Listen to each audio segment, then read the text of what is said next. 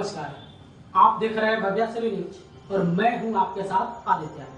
इस वीडियो में हम आपको बताने वाले हैं कि सोनी टीवी से प्रसारित होने वाला क्विज गेम शो, जिस शो को वर्षों से महानायक अमिताभ बच्चन होस्ट करते आ रहे हैं, उस शो का नाम है कौन बनेगा करोड़पति। इस शो को लेकर जो प्रतिभागी हैं उनके बीच काफी सारा जो है विवाद या फिर समस्या उनके साथ खड़ा होता है। वो समझ नहीं पाते हैं कि इस शो में ऐसे प्रतिभागी को क्यों बुलाया जाता है। समस्या क्या है, सबसे पहले देखिए स्क्रीन पे हम आपको एक स्क्रीन पोस्ट दिखा रहे हैं जो एक व्यूअर्स की तरफ से पोस्ट किया गया है। उनके मन में डाउट ये है कि कौन बनेगा करोड़पति के मंच पे अधिकांशतः उसी प्रतिभागी को बुलाया जाता है, यानी कि उसी प्रतिभागी को पार्टिसिपेट करने का मौका दिया जाता है जो कहीं ना कहीं सरकारी नौकरी में इन्वॉल्व होते हैं। क्या ये बात फैक्ट है या फिर नहीं है, वो आज इस वीडियो में जानेंगे। और साथ ही साथ दर्शक की तरफ से या फिर प्रतिभागी की तरफ से एक सबसे बड़ा सवाल ये भी है कि इस शो का जो टाइटल है, यानी कि कौन बनेगा करोड़पति, इस शो का एक ही मकसद है कि आम पब्लिक को करोड़पति वहां पे बना देना, या फिर आप अपनी योग्यता के अनुसार लाखों रुपया आप वहां से जीत कर जाते हैं।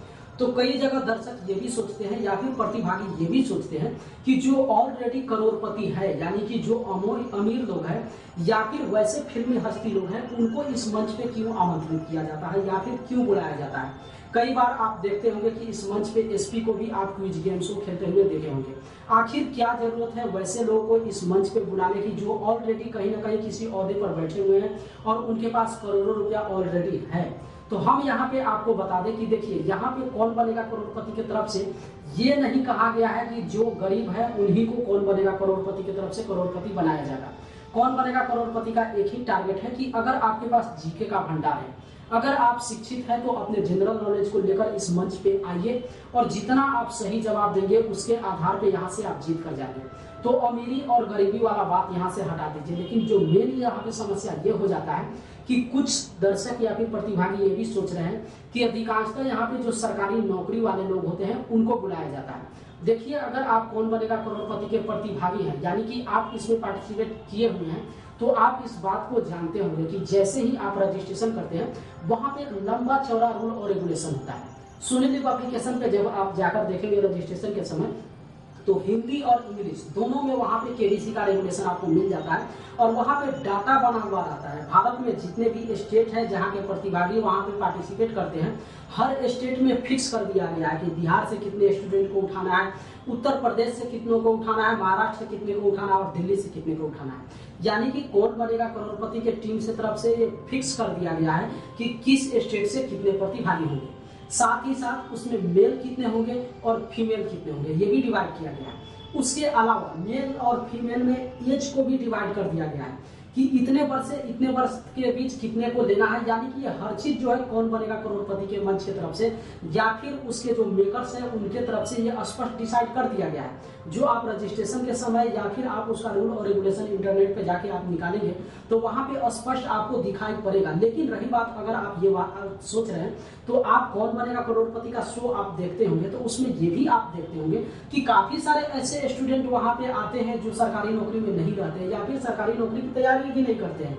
कुछ लोग तो ऐसे भी आपको दिख जाएंगे जो वहां पे अपना व्यवसाय चलाते हैं, वो लोग भी आकर वहां पे पार्टिसिपेट करते हैं। तो ये कहना कि सरकारी नौकरी वाले को मौका ज्यादा दिया जाता है, ये बिल्कुल वहां पे सरासर गलत है। हाँ, एजेंडा के अनुसार अगर कौन बनेगा करोड़पति टीम की तरफ से ये एजेंडा वहां पे बनाया गया है कि पूरे महाराष्ट्र से 10 ऐसे व्यक्ति को उठाना है जो गवर्नमेंट में जो है नौकरी कर रहा है, तो ये बिल्कुल फिक्स है, उसका सीट रिजर्व है। उसी तरीके से अगर आप जिस उम्र के अंतर्गत आते हैं और जिस स्टेट से है, तो ये भी वहां पे फिक्स कर दिया है कि इस उम्र में इतना ही प्रतिभागी को वहां से उठाना है। तो ये सब वहां पे इल्जाम लगाना या फिर ये अपने मन में ये बात सोचना कि बड़े बड़े लोगों को ही केबीसी टीम पे बुलाया जाता है या फिर जो हाई प्रोफाइल व्यक्ति होते हैं जो कहीं ना कहीं सरकारी नौकरी में इन्वॉल्व होते हैं उन्हीं को बुलाया जाता है, तो ये इल्जाम लगाना बिल्कुल यहाँ पे सरासर गलती होगा। अब रहा मेन पॉइंट कि आखिर फिल्मी हस्ती को क्यों बुलाया जाता है या फिर किसी एसपी को, किसी डीएम को या फिर वैसे पदाधिकारी जो अच्छे जगह पे विराजमान है, जो अपना पद वहां पे संभाल रहे हैं, उनको इस मंच पे बुलाने की क्या जरूरत है। इसके पीछे का एक लॉजिक हम आपको बताते हैं।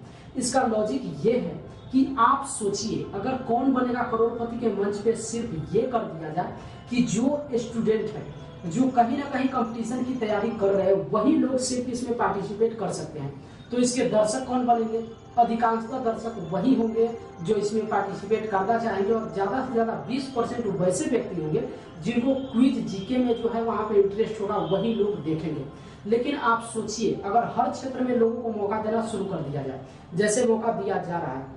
तो जितने भी गवर्नमेंट में पदाधिकारी है या फिर अधिकारी है, वो लोग भी चाव से इस गेम को खेलते हैं और इंतजार करते हैं कि हर साल जब इसका रजिस्ट्रेशन आरंभ होगा तो वो भी इसमें पार्टिसिपेट करेंगे और लक अगर उनका साथ देगा तो वो भी केबीसी के हॉट सीट पर विराजमान होंगे। तो यही कारण है, एक तो केबीसी का टीआरपी उठाने के लिए भी, यानी कि सिर्फ स्टूडेंट को बुलाया जाएगा, तो आप खुद एक स्टूडेंट है तो आप आंकड़ा लगाइए कि कौन बनेगा करोड़पति का टीआरपी कितना होगा, यानी कि इस शो को कितना लोग देखना पसंद करेंगे। लेकिन वही अगर इस मंच पे किसी फिल्मी हस्ती को बुला दिया जाता है या फिर किसी बड़े बड़े अधिकारी या पदाधिकारी को बुला दिया जाता है तो उसका टीआरपी कितना होगा। इस बात को समझने के बाद आप खुद ही डिसाइड कर लीजिए कि क्या बुलाना उचित है या फिर अनुचित है। आप सिर्फ अपने अनुसार देखते हैं कि इस शो का मकसद है करोड़पति बनाना, तो वैसे व्यक्ति को करोड़पति बनाना चाहिए जो गरीबी रेखा के अंतर्गत आते हैं। लेकिन इस बात को भी आपको समझना होगा कि इस शो को जो मेकर्स है वो अपने पॉकेट से आपको पैसा नहीं देते हैं, इस शो को वो चलाते हैं,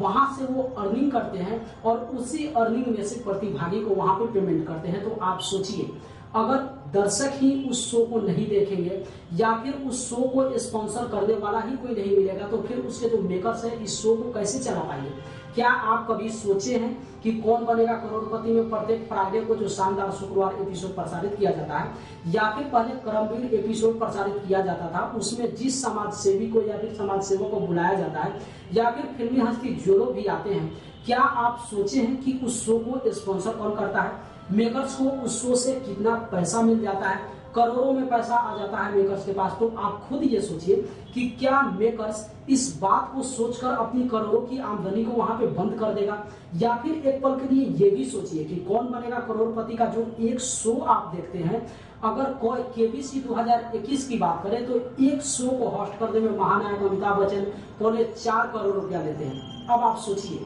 एक एपिसोड में जितने सारे दर्शक वहां पे पार्टिसिपेट करते हैं, जो जितना रकम जीत कर जाते हैं, साथ ही साथ शो को बनाने में जितना वहां पे कॉस्ट आता है और जो महानायक अमिताभ बच्चन वहां पे अपना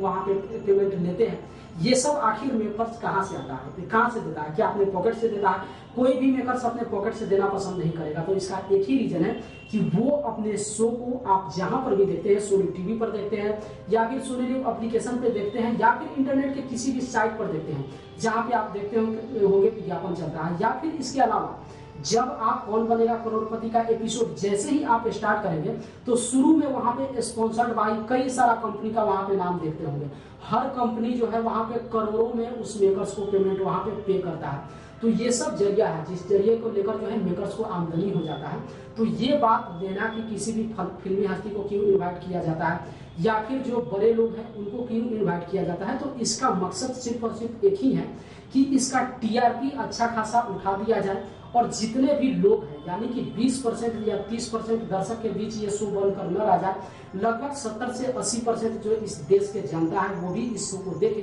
ताकि वहां से मेकर्स को अच्छा खासा आमदनी हो सके। यही कारण है कि जो लोग भी हैं, चाहे वो बड़े अधिकारी हो या फिर पदाधिकारी हो, उसको नॉर्मल नहीं रखा जाता है। सिर्फ इस शो का एक ही एजेंडा है,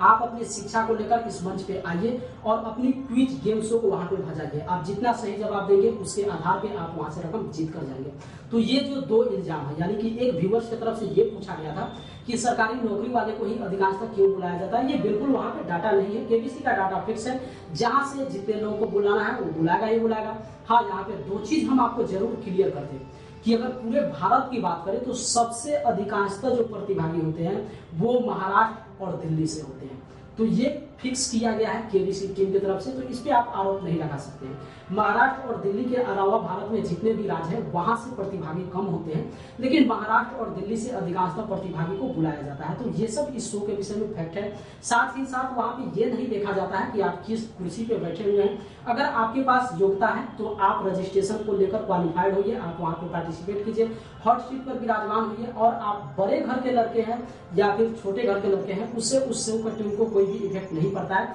आप नॉर्मल हॉट सीट पर विराजमान होइए, क्विज गेम शो को खेलिए और वहां से रकम हम जीत कर जाएंगे। तो यही कारण है, किसी भी वहाँ पे फिल्मी हस्ती को बुलाया जाता है तो वहाँ से मेकर्स को अच्छा खासा आमदनी हो जाता है, या फिर जो बड़े बड़े अधिकारी पदाधिकारी को बुलाया जाता है तो उनके तरफ से इस शो को टीआरपी मिल जाता है।